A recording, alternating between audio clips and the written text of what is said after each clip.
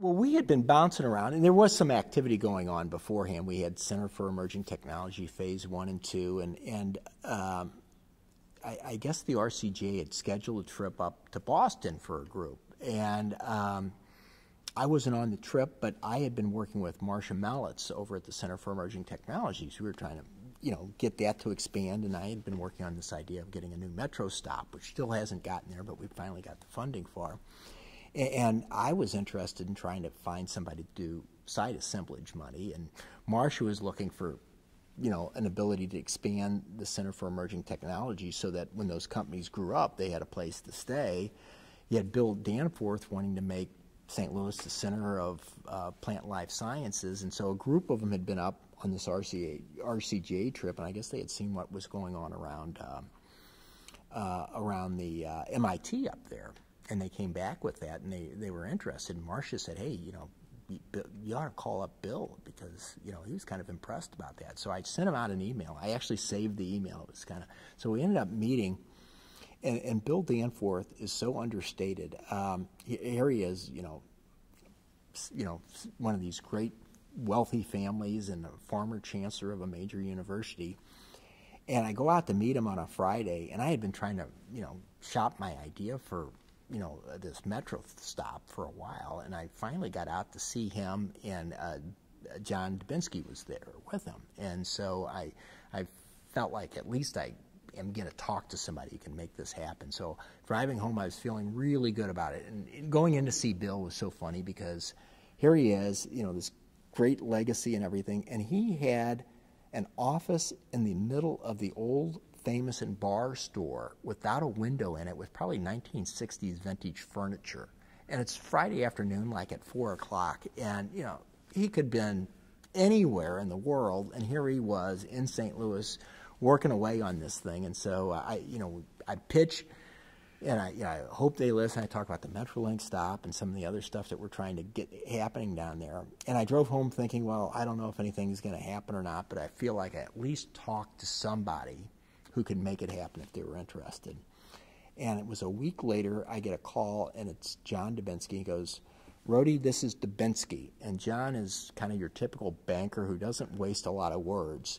He goes, "Bill and I talked, we kicked this thing around, and we're going to try to get together a group of people, I don't know, a week later or something." So this is like 2 weeks later. And so can you get there, and can the mayor get there? And I go, "Well, sure, I'll make it." I think it was on a Monday morning.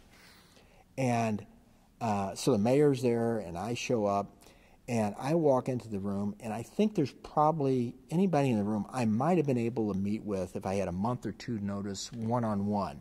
But it was a real tribute to Bill Danforth to be able to get that room full of people on such notice all together at the same time. And it was like Steve Lipstein, who runs BJC. It was Father Biondi from SLU. It was Mark Wrighton from WashU. It was the head of Civic Progress. It was just kind of who's who, and they're all in the room.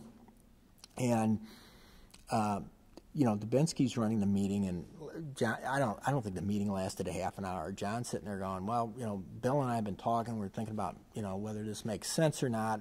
I'm going to call you all up and tell you how much money I think you ought to be able to give me for this thing, and we're going to have Richard Ward over here study it." And then, more or less, the meeting adjourned, and of course I'm sitting there, and it's like, "Hey guys, I'm on the public dole. I'm an alderman. I don't have huge amounts of money," and all these other guys are running these major institutions and everything. And so I was worried about how much money he was going to ask me for, and I think my lug was about $5,000, which I was able to get block grant money to pay for. But I think he needed $150, and there's probably 10 people in the room, so I got off pretty easy.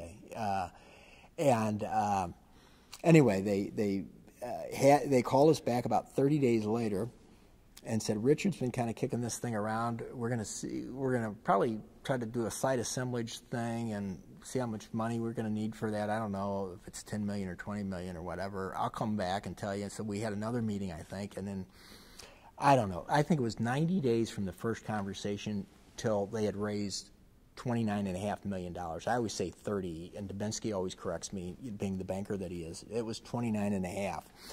But they raised that in about a 90-day time period. You know, they had gotten commitments, and the 5 institutions that are the partners of it, 4 of them gave money. So it was BJC, Warshu, SLU, and UMSL all contributed money. Botanical Garden is the 5th member of it, and they didn't contribute money, but they obviously do a lot of research over there. But that was kind of the beginning of the Cortex. But it was just to see how quickly that all came together, and it was a real tribute to the high esteem that everybody held Bill Danforth in. And you know, I've talked to John about it, and so Bill's there, and he's kind of having this Pied Piper. I told you he had a punch list of things that he wanted to do to make St. Louis a plant life science center.